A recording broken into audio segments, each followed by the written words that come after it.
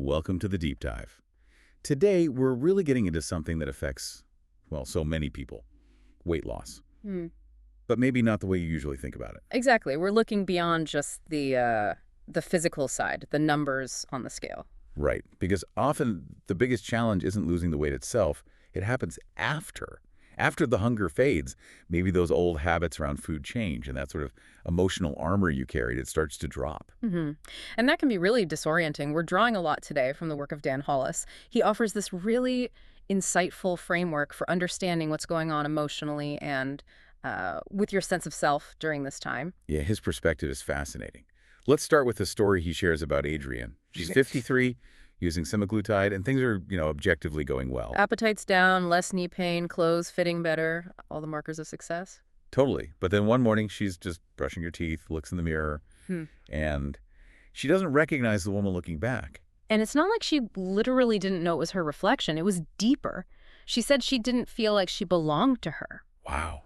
So instead of feeling triumphant, she felt like she was disappearing. Precisely. And this is what Dan Hollis identifies as identity lag. It wasn't about missing the weight itself. Mm-hmm. It was mourning the person she used to be when she carried that weight. You know, the one who knew how to handle social situations with certain jokes or exactly which clothes felt safe. The one she knew how to be. Right. She was, as he put it, good at being her old self. And now she felt like a body in transition and a mind without a map. Identity lag, that term. It just clicks, doesn't it? It really does. And Dan's definition is so clear. Your body can change faster than your story. And when that happens, the soul gets confused.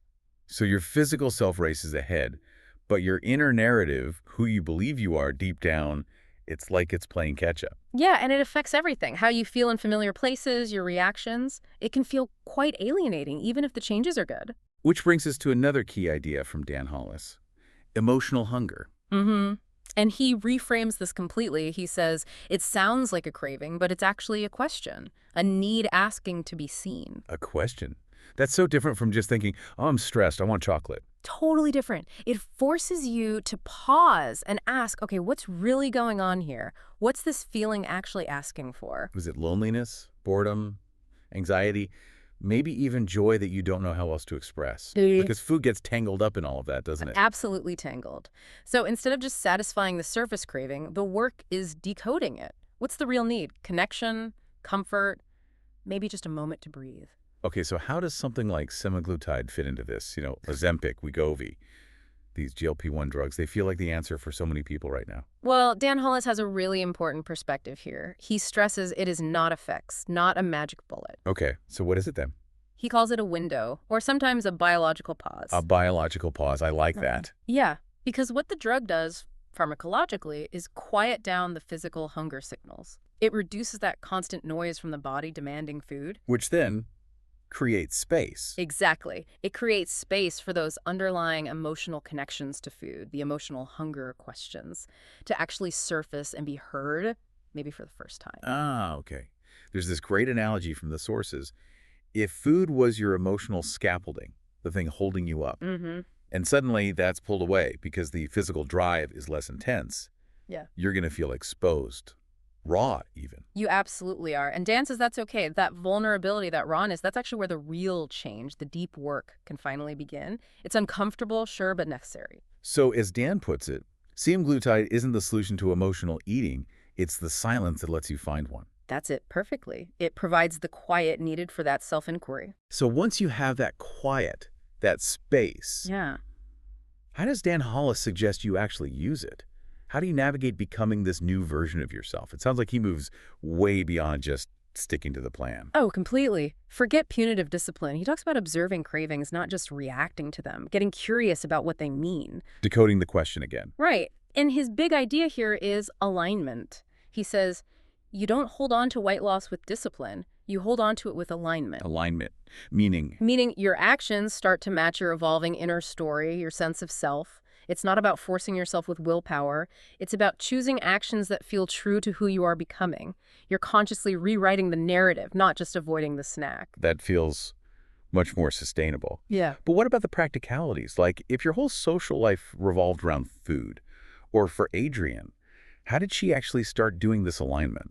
Great question. For Adrienne, a really practical step Dan guided her through was rewriting the names of things. Rewriting names. How so? Well, feelings she used to label as shame about her past self, that became memory, something to acknowledge, learn from, but not be defined by. Okay, that takes away some of its power. Exactly. And trying to exert control over food, that became curiosity. Exploring her hunger, her fullness, her reactions without judgment And discipline. became alignment.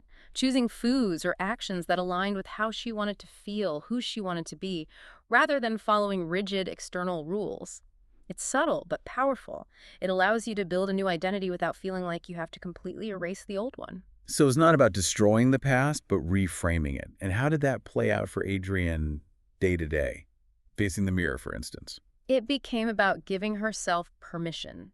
Permission to be in flux, to not have all the answers, permission to feel awkward sometimes as she figured things out. Permission to be a work in progress. Yes.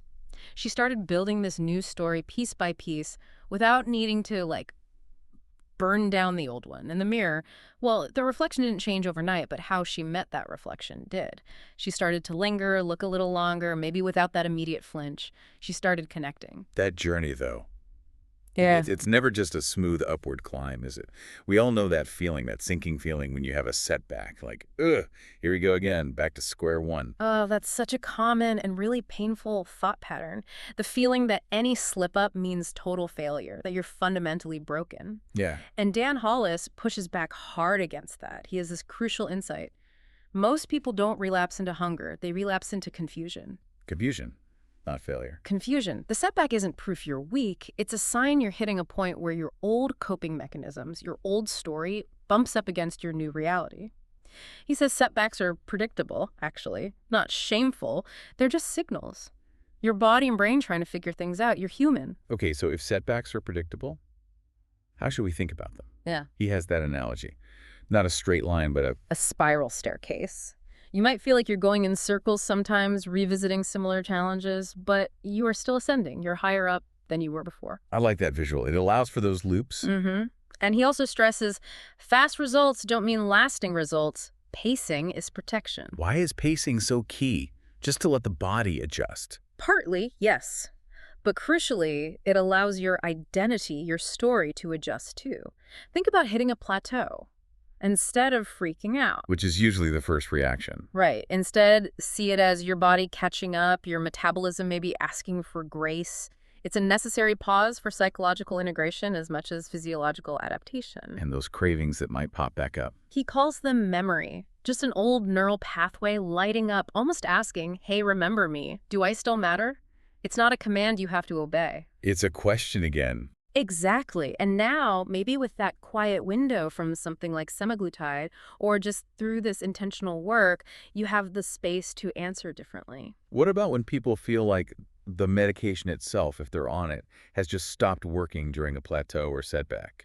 Dan's perspective is that it's rarely just the medication failing. More often it means the story you were telling yourself still needs updating. Ah, so the biological pause is still there, but the psychological work needs attention. Precisely. The space is there, but you need to consciously use it. Narrate the setback not as, I failed, but as, okay, interesting, what am I feeling right now? What does this situation really need? Who do I choose to be in response? It shifts from blame to inquiry. So if you ever had that experience, looking in the mirror and feeling like, okay, the shape is changing, but something inside feels off or missing. Yeah. Or like your reflection is still a bit of a stranger. You're definitely not alone in that. Dan Hollis's work really speaks to this disconnect. It really does. And his message is hopeful. It suggests you're just in that specific part of the story, the chapter where you're learning how to belong to yourself again in this new form. It's that quiet window he talks about. Yeah. The old, intense physical hunger might be gone or lessened. And something deeper, maybe more honest, more you, is starting to emerge. Let it in, Let it take the time it needs. You're not falling behind. You're actually just beginning a really important part of the journey. Mm-hmm. Healing that emotional side, it takes empathy for yourself, not harsh judgment. It takes awareness, not rigid rules. Curiosity, not punishment. When the cravings quiet down, the truth starts speaking. Something really powerful to sit with.